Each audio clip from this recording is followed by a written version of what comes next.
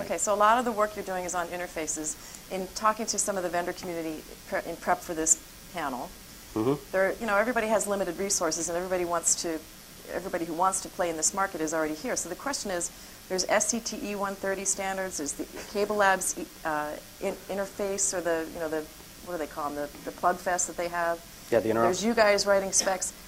If you're a vendor wanting to participate in this business, where should you be putting your resources? How is this going to play out? Good question. It's something that we go round and round on and have as Project Canoe, as MSOs, as everything else. And we hear this on an almost daily basis too, especially from the programming community, from networks, from other folks. Where's the guidance? And I think when we were at Cable Labs Winter Conference, I know some people in the audience here were, but a lot weren't.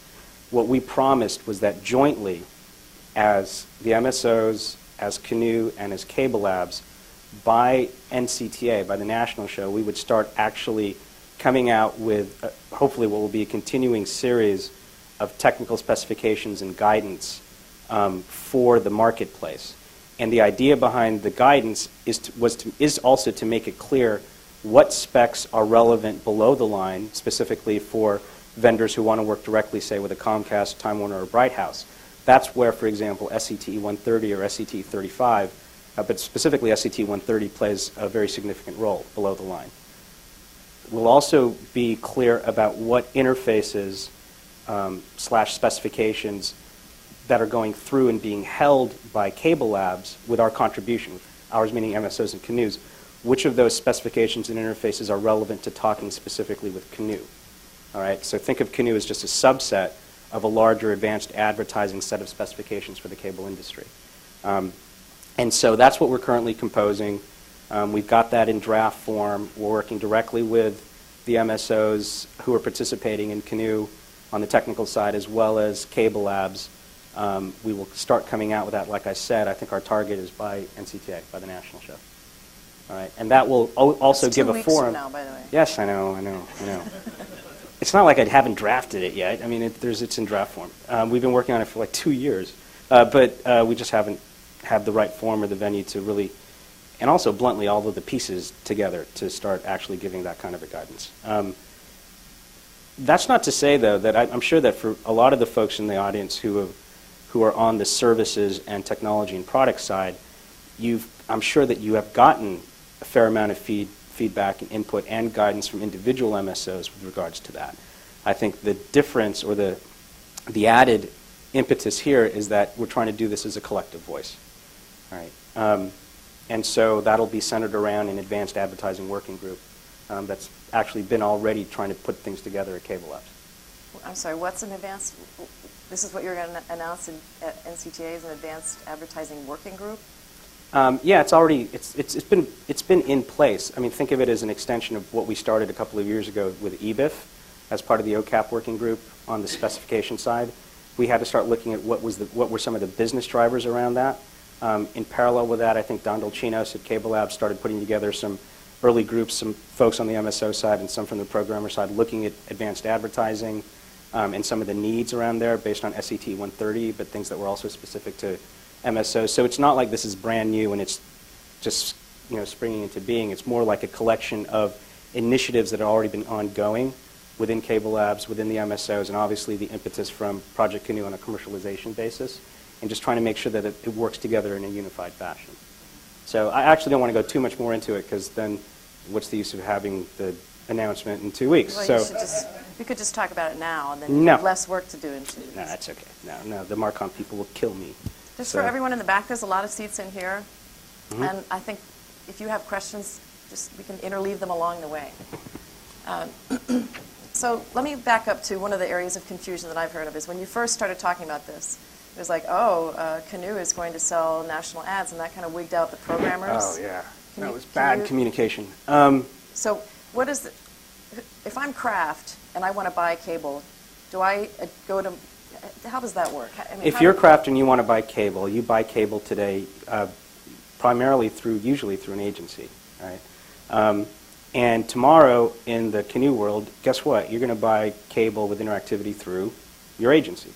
So what we have to do, I mean, part of the business imperative and the way that we're trying to design even the platform, is that we want to inject ourselves into the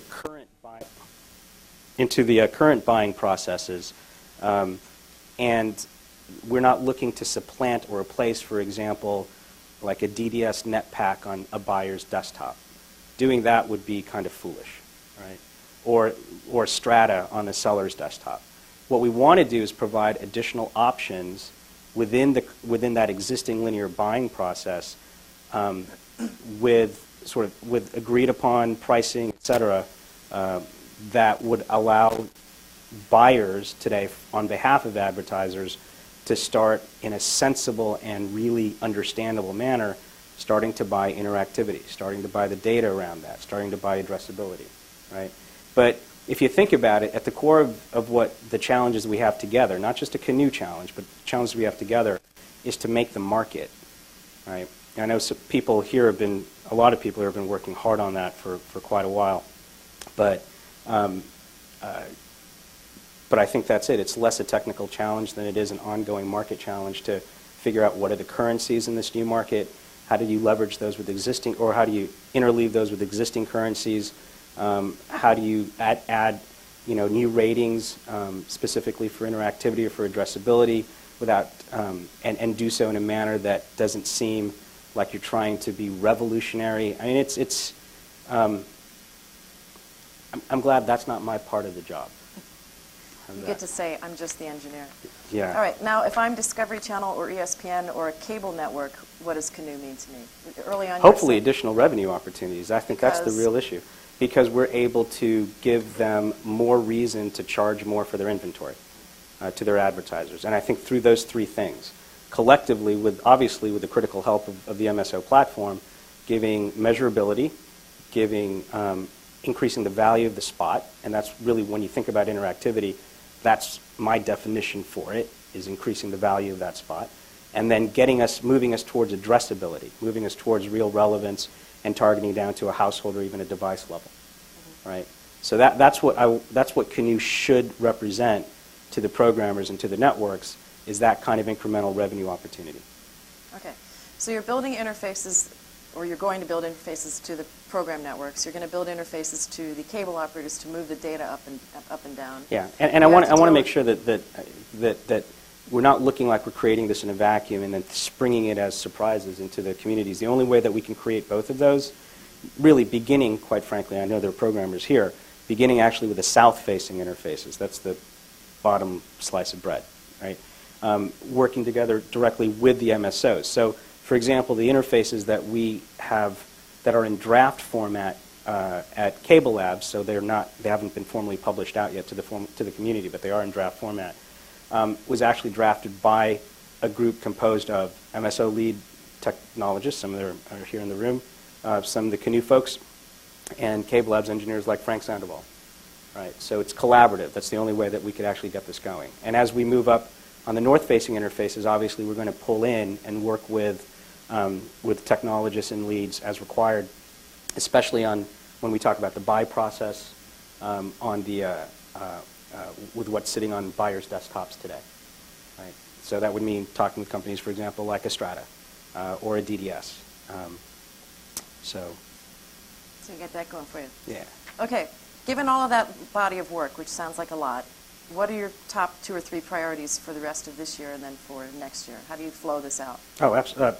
First, we have to launch I think we've already talked about this. If we haven't, we're talking about it now. In the first half of this year, we've said that we're going to launch the first addressable product.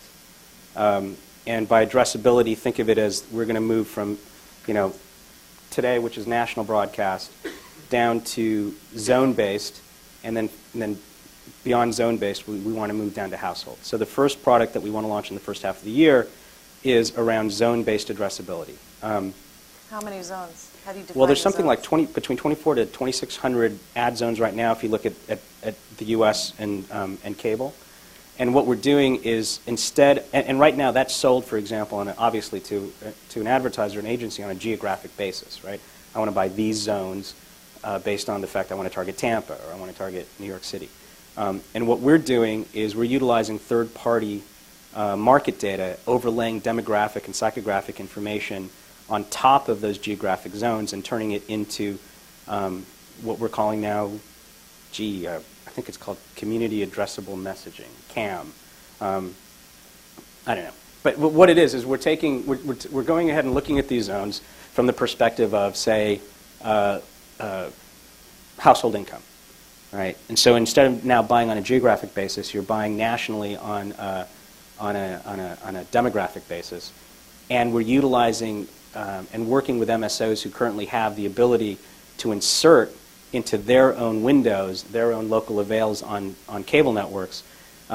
We would now have them, we will together actually insert programmers' avails into the programmer windows. I wonder if people get that. Do you get that? No. Okay. Another example. Here's programmer X, right? And here's the cable network today, a head end in Tampa. And Tampa, as Bright House Networks, owns a certain number of minutes on that network. Those are its own windows. That's what the local Tampa Bright House media sales force goes out and sells to Car dealers. Car dealers primarily, right? What we're doing at Canoe is working with Programmer X and saying, hey, Tampa or that particular zone tests like this for household income, right? In fact, we're not even telling them Tampa. We're just saying, do you want a national footprint of zones that are, a certain percentage or above 100,000 in household income?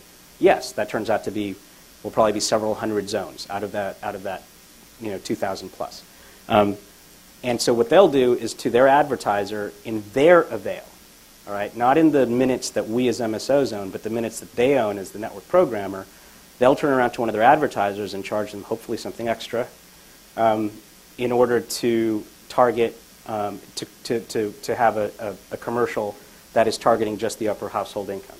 So the best way to think about this is if you could look at the U.S., let's say that their avail is Thursday night at 8:15 p.m., right?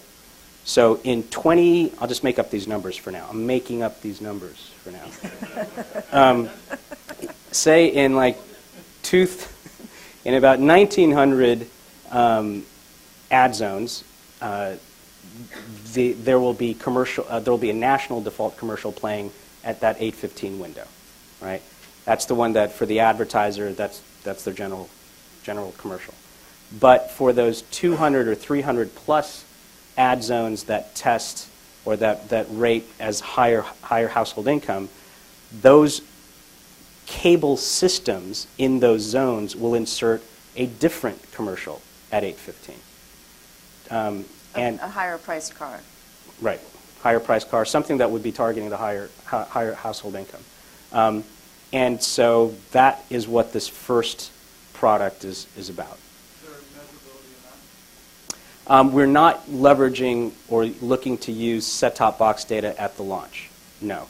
The data is third-party that helps us compose those zones in the first place, and we will be just relying on the regular affidavit route right now that we do today for linear spots. The spot was received, the spot was inserted, et cetera. Now we plan moving forward that we would want to, obviously, as we build up the ability to collect, steward, aggregate, and analyze viewing data from our participating MSOs, obviously it would be natural to layer that in. We have no particular date at this point in time when we would start doing that in the sales model. Right now we're keeping it very simple.